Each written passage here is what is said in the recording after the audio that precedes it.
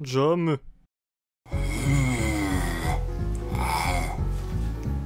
Johan, j'enregistre un nouveau Docteur Loki, tu viens? Ouais, plus tard, je suis occupé là. Bah traîne pas alors. Fascinant.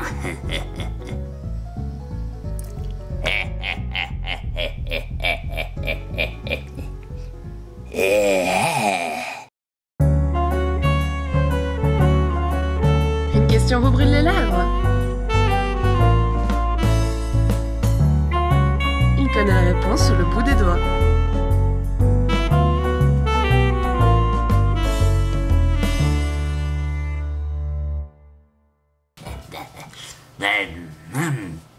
Ça, c'est de la belle plante. Bah, qu'est-ce que tu fais là, toi? C'est un hentai Poison Ivy. Ouais, c'est pas faux. Poison Ivy, je peux être là, je peux Allez, aller. amène-toi, ouais. Merci. Les mecs, vous faites quoi? On regarde un documentaire sur les plantes. Bonjour les amis. Pour cette rentrée, je vais me montrer plus racoleur qu'à l'accoutumée, et pour cela, je vais faire monter en vous une envie fulgurante de pratiquer l'antique Fap-Fap. Et pour ouvrir cette saison, j'ai choisi un personnage propre à l'application de cette dite pratique du Fap-Fap que d'aucuns qualifieraient de honteux. Et pour cela, rien ne vaut Poison Ivy. Déesse pulpeuse et mystérieuse de la flore, sa beauté n'a d'égal que sa dangerosité. Dangerosité liée à une puissante soif de vengeance. Vengeance envers la civilisation hégémonique. 2 qui la tiennent, 3 qui la niquent. Hein? Oh putain, tu m'as fait perdre le fil! Pour ceux qui ne connaissent pas Poison Ivy, ou qui ont une large préférence pour son acolyte Harley Quinn, je vous en voudrais pas. Sachez que Poison Ivy est en réalité la scientifique biochimiste et botaniste Pamela Isley. Elle est l'une des grandes ennemies de Batman, et sa particularité vient du fait que son but n'est pas de conquérir le monde, mais bel et bien de mettre à genoux l'homme avec un grand H, face à Mère Nature et sa puissance vengeresse. Alors qu'elle était encore une simple scientifique au service de la ville de Gotham City, son supérieur profita de sa stature pour pratiquer sur elle des opérations interdites. En effet, Pamela était alors capable de communiquer et de contrôler les plantes. Et de ces expériences naquit Poison Ivy. Dangereuse, plantureuse, experte en poison, séductrice, incroyable. L'un des plus parfaits ennemis de Batman. Bon, ça c'est pour la partie historique, mais Poison Ivy, c'est aussi ça.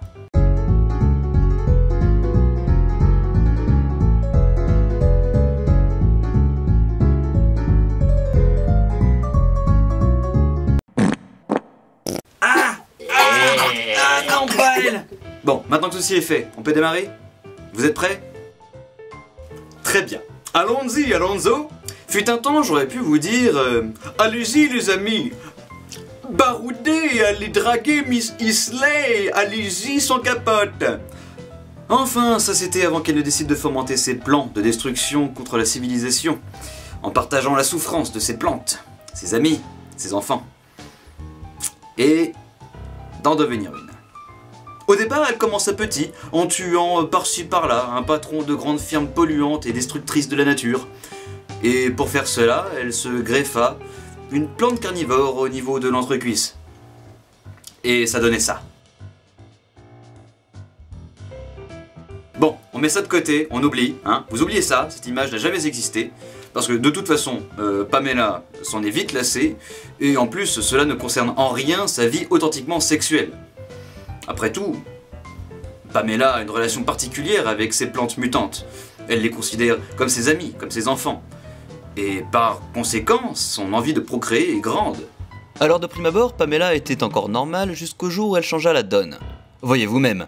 De l'extérieur, le seul changement notable est une peau verdâtre et une tenue faite de lierre. Cependant, lorsque l'on connaît bien la dame et qu'on la décortique, voici ce que l'on peut observer. Pamela est donc habillée de tétrastigma, soit de vignes de marronnier qui, en l'occurrence, se trouvent être mutantes. Elles prennent racine dans le corps de la demoiselle et puisent leurs nutriments en elle. Une réelle symbiose opère donc entre la femme et les plantes qui, si l'on peut dire, la parasitent. Cela est d'autant plus pratique puisque Poison Ivy est un système reproducteur mutant tiré de la Rafflesie, la plus grande fleur du monde qui parasite, elle, les tétrastigmas. La Rafflesie n'est pas une plante chlorophyllienne, autrement dit, elle est incapable de photosynthèse. Par conséquent, elle dépend totalement de la plante qu'elle parasite. Lors de son cycle de développement, merci Wikipédia, elle vit à l'intérieur de son hôte sous forme de filament. Ce n'est qu'au cours de sa floraison qu'elle est visible extérieurement. Son mode de vie est ainsi comparable à celui d'un champignon. Et après toutes les expériences scientifiques qu'a subi cette plante mutante, je peux vous garantir qu'aucune pommade ne peut vous débarrasser de ce champignon. Quand Poison Ivy a la papillote en pamoison et que la frétillante envie de se faire butiner lui fait couler les muqueuses, elle fait tout bonnement le poirier, écarte ses divines cuisses et déploie sa fleur éclose. Et si vous avez une forte propension à vomir à l'énonciation de choses atroces, je vous invite à couper cette vidéo pour passer retrouver foi en la branlette devant un film dédié à cette activité. Pour ce qui nous intéresse, voici la suite.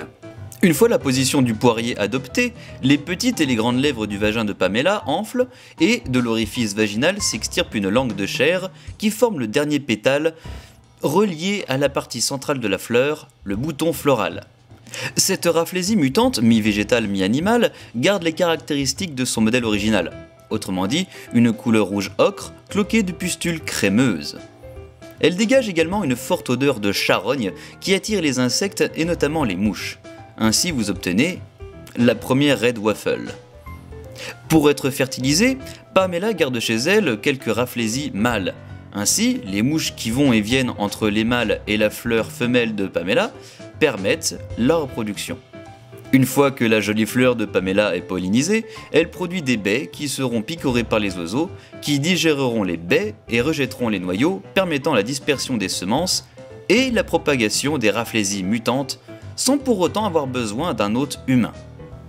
Ceci fait, la fleur regagne son antre voluptueux et permet à Pamela de retrouver son attrait d'origine. Là, vous allez me dire, on s'en fout de ta vie sexuelle avec les mouches, dis-nous plutôt comment est-ce qu'elles s'enfilent des bites à n'en plus finir, comme une actrice porno qui enchaîne les castings.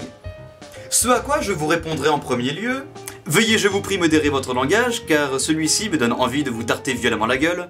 Et d'autre part, veuillez modérer votre langage, car je crois que ma maman regarde la chronique. Salut maman. Sur ce, mes bons amis, je vous souhaite une bonne rentrée, et j'espère que vous avez passé un bon moment en ma compagnie, et que vous avez appris de belles choses. Fini. C'est bon Fapman, tu peux retirer tes écouteurs. Ah bah merci. J'avais pas envie d'entendre des trucs dégueulasses. Oui, non mais c'est bon, tu sais, j'ai rien dit de bien affreux, hein, tu peux regarder la chronique. Bon allez ok, j'ai regardé ton épisode.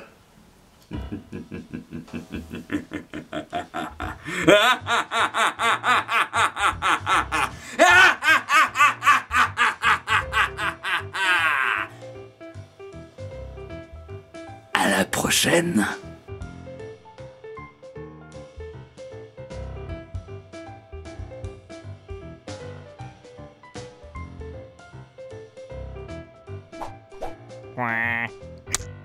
Jam.